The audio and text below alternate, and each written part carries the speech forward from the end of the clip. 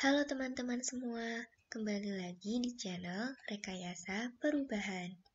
Nah, setelah sebelumnya kita sudah membahas mengenai akar dan juga batang, pada materi bagian 2 ini kita akan melanjutkan bahasan kita tentang daun dan juga bunga ya.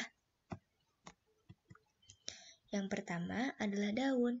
Daun adalah bagian tumbuhan yang tumbuh pada batang. Pada umumnya, daun berwarna hijau. Ada yang hijau muda, ada yang hijau tua.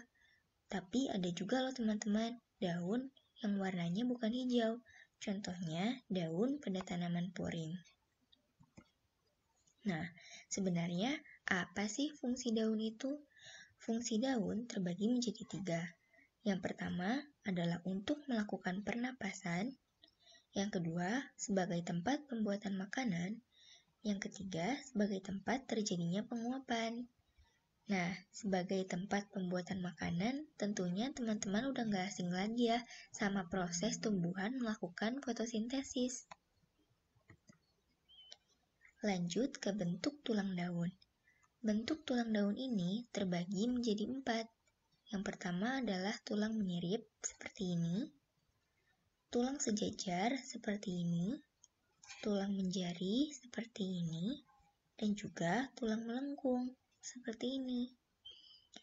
Tulang menirip seperti dengan namanya berbentuk seperti susunan sirip. Contohnya adalah pada daun mangga, jambu, dan juga nangka. Selanjutnya, tulang sejajar bentuknya itu berupa garis-garis sejajar.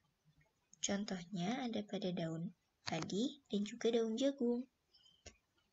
Kemudian ada tulang menjari. Bentuknya seperti jari-jari tangan. Contohnya daun pepaya, singkong, dan juga kapas. Dan yang terakhir adalah tulang melengkung. Bentuknya berupa garis-garis yang melengkung.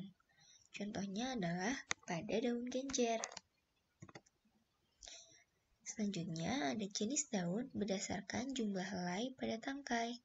Nah, ini terbagi menjadi 2. Yang pertama ada daun tunggal, yang kedua ada daun majemuk. Daun tunggal bila pada sebatang tangkai daun hanya terdapat 1 helai daun. Contohnya pada daun singkong, pepaya, dan juga pisang. Sementara daun majemuk sesuai dengan namanya, yaitu bila pada sebatang tangkai daun terdapat beberapa helai daun. Misalnya pada daun belimbing, daun asam, dan juga daun mawar. Nah, lanjut ke bagian berikutnya, yaitu bunga. Bunga pada tumbuhan mempunyai berbagai macam bentuk dan warna. Cantik-cantik banget kan biasanya? Fungsi bunga ini sebenarnya untuk apa sih teman-teman? Fungsinya ternyata adalah sebagai alat berkembang biak. Nah, selanjutnya akan dibahas macam-macam jenis bunga. Terbagi menjadi 2 ya. Yang pertama adalah bunga tidak sempurna. Bunga tidak sempurna ini contohnya adalah bunga kamboja dan juga bunga pinus. Apa yang dimaksud dengan bunga tidak sempurna? Bunga tidak sempurna ini dimaksudkan dengan bunga yang hanya mempunyai benang sari atau putik aja. Nah, kalau misalnya yang punya benang sari aja itu disebut jantan, kalau yang punya putik aja disebutnya bunga betina. Teman-teman pasti udah tahu kan benang sari sama putik itu fungsinya buat apa? Iya, benar banget. Kalau benang sari dan putik itu adalah alat kelamin pada bunga. Nah, satu macam jenis bunga yang lain adalah bunga sempurna. Contohnya adalah bunga mawar dan juga bunga melati. Bunga ini memiliki benang sari dan juga putik. Sebenarnya bunga sempurna ini terdiri dari bagian apa aja sih? Nah, bunga sempurna terdiri dari tangkai bunga, yaitu bagian yang menghubungkan antara batang dengan bunga. Ada juga kelopak bunga, yaitu bagian yang gunanya untuk melindungi ketika bunga masih kuncup. Selanjutnya ada mahkota bunga, yaitu bagian bunga yang indah. Mahkota biasanya bentuknya menarik dan berwarna-warni, sehingga mahkota bunga ini berguna untuk menarik perhatian serangga. Nah, serangga ini buat apa? Serangga ini akan membantu proses penyerbukan.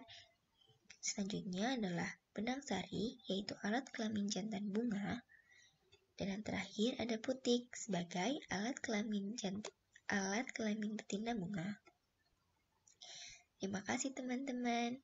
Sampai jumpa di materi lain.